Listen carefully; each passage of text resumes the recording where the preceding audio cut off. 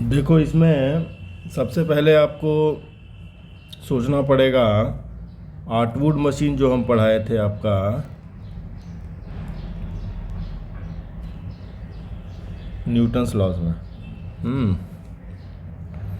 उसमें क्या होता था? स्ट्रिंग रैप्ड होता था दोनों साइड और ब्लॉक होता था।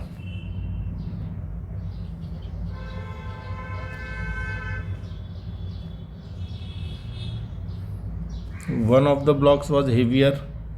मान लीजिए ये M2 है और ये M1 है, तो एक्सेलरेशन जो आता था, ये M2G हो गया, ये M1G हो गया। तो एक्सेलरेशन आता था हमारा M2G minus M1G divided by total mass M1 plus M2। तो इसको हम ऐसे बोल सकते हैं कि अगर G कॉमन लेते हैं तो हम बोल सकते हैं कि ऊपर में difference of the masses divided by sum of the masses into G। सोचोगे कि ये सब बात अभी हम क्यों कर रहे हैं। ये सेम कॉन्सेप्ट आपका लगने वाला है फ्लूइड के इस क्वेश्चन के अंदर। देखो कैसे लगेगा, ध्यान से देखिएगा।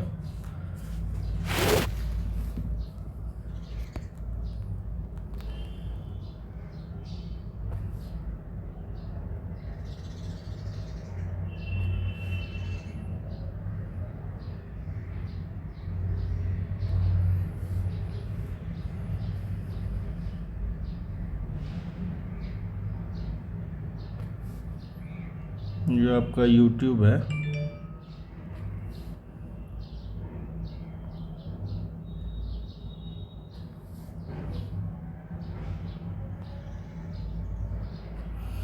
अच्छा, जब इसको एक्सेलरेट करोगे, this length is L, this length is L। इसको जब एक्सेलरेट करोगे, मान लो लेफ्ट की तरफ एक्सेलरेट करा दिया, ठीक है, लेफ्ट की तरफ एक्सेलरेट करा दिया, और लेफ़्ट की तरफ एक्सेलरेट कराओगे तो ये लेफ़्ट वाले कॉलम में लिक्विड का लेवल राइज कर जाएगा और राइट वाले कॉलम में लिक्विड का लेवल ड्रॉप कर जाएगा, ऐसा।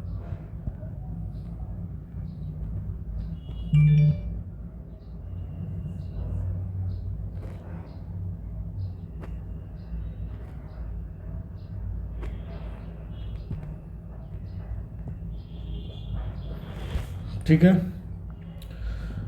अब एक्सेलरेशन आपको शायद दे के रखा है, नहीं जी? कितना दिया है एक्सेलरेशन? एक minute.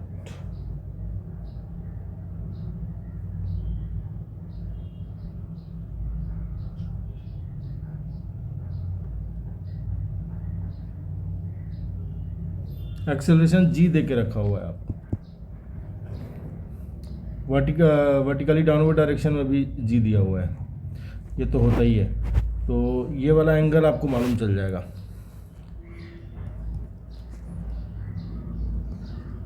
This angle will be 45 degree, नहीं, tan थीटा इक्वल टू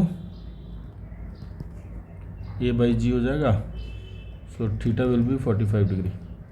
ये आपको मालूम चल गया। अब देखिए, अगर आप मिड पॉइंट पे कोई एक पॉइंट ले लेते हैं, मिड पॉइंट पर, और लेफ़्ट हाफ या राइट हाफ का अगर आप फ्री बॉडी डायग्राम बनाएंगे तब आपको समझ में आएगा। देखो एक्चुअली होगा क्या, जैसे ही ये रुकेगा, ध्यान से सुनना, जैसे ही आप इसका एक्सेलरेशन इसको जीरो कर देंगे ना, ये वाला एक्सेलरेशन जैसे ही ख़त्म होगा, आपका लेफ्ट हैंड साइड से लिक्विड नीचे ड्रॉप करेगा और राइट हैंड ट्यूब में लिक्विड आपका ऊपर राइज करेगा। ठीक है, एक्सेलरेशन सेम होगा क्योंकि कंटिन्यूअस मास है। तो हम क्या करेंगे, नेक्स्ट पेज में हम फ्री बॉडी डायग्राम बना रहे हैं राइट हैंड साइड वाले ट्यूब का।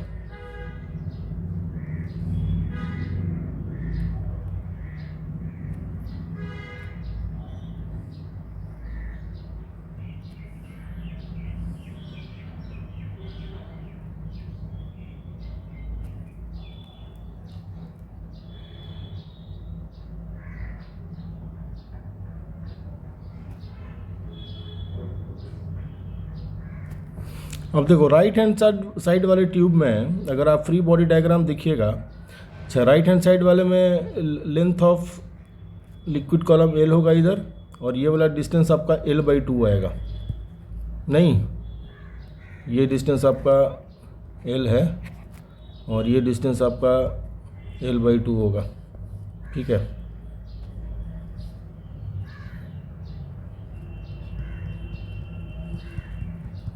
अब क्या क्या फोर्सेस लग रहा है इधर से आपका, अगर मान लो कि इस पॉइंट पे प्रेशर P है तो P into area of cross section लगेगा, और इस कॉलम में जो लिक्विड है वो अपने वेट के चलते it will try to come down, ठीक है।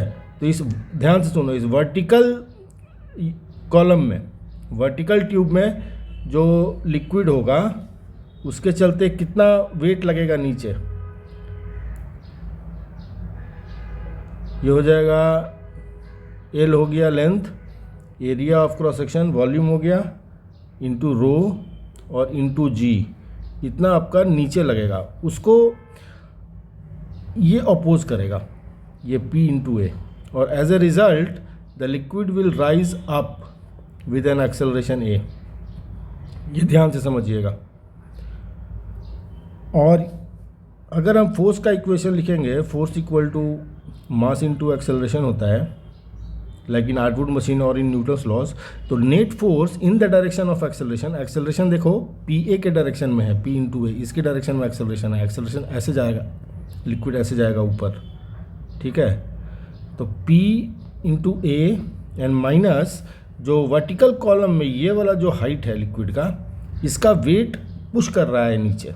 ये हॉरिजॉन्टल कॉलम में जो लिक्विड है उसका वो तो मतलब कुछ भी नहीं कर रहा है, वर्टिकल कॉलम वाला liquid it is trying to come down, तो उसका जो वेट है अपोज कर रहा है P इंटू ए को, तो वो माइनस आप करिएगा rho A L into g, and this should be equal to mass into acceleration. अब सुनो, ये वाला मास क्या लोगे, ये पूरा जो है वर्टिकल कॉलम और आधा जो हॉरिजॉन्टल कॉलम, जो पूरा फ्री बॉडी डायग्राम आप दिखाए हैं, पूरे का मास लेना पड़ेगा।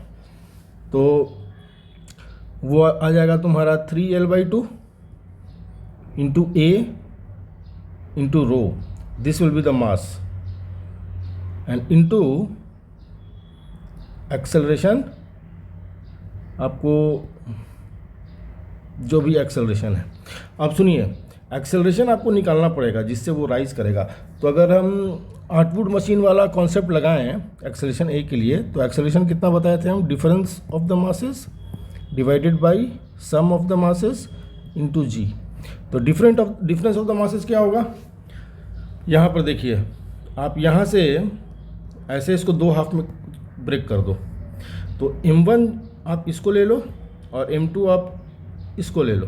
तो डिफरेंस ऑफ द मासेस मतलब M2 minus M1, and sum of the masses मतलब M2 प्लस M1, ये चीज़ ध्यान में रखना। तो M2 अगर देखोगे ध्यान से यहाँ पे, तो M2 आपका आ जाएगा लेफ्ट हाफ जो है, तो यहाँ से यहाँ तक ये लेंथ 2L है, और यहाँ से यहाँ तक ये वाला लेंथ L/2 है। तो टोटल मास आ जाएगा 5L/2 into area of cross section into rho, and M1 this will be equal to L plus L/2, so 3L/2 into A and into rho. तो जब आप एक्सेलरेशन निकालेंगे तो acceleration will B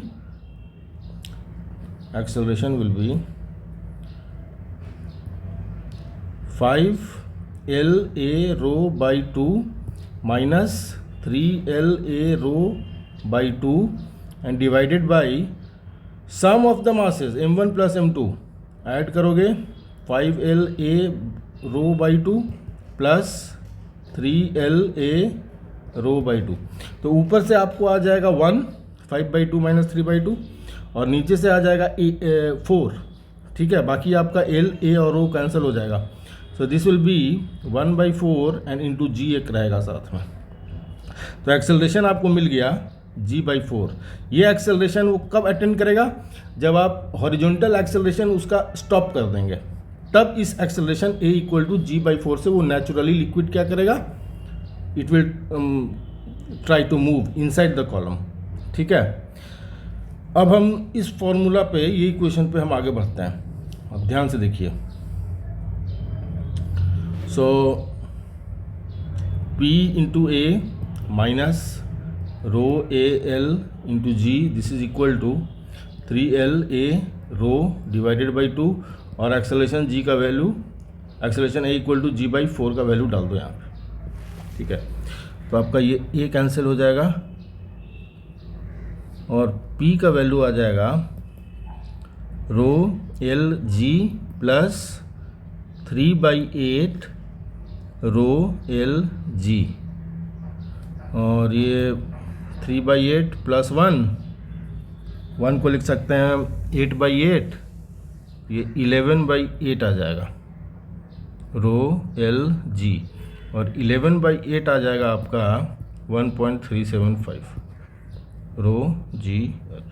so this will be the pressure at the mid point of the horizontal section of the tube after it is stopped. ठीक है, तो एक बार आप देख लीजिए क्या क्या किए हम इसमें।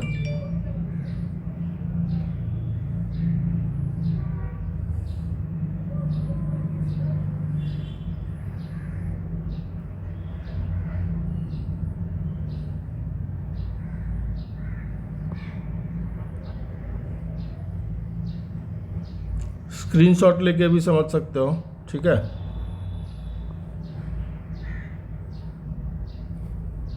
चलो ठीक।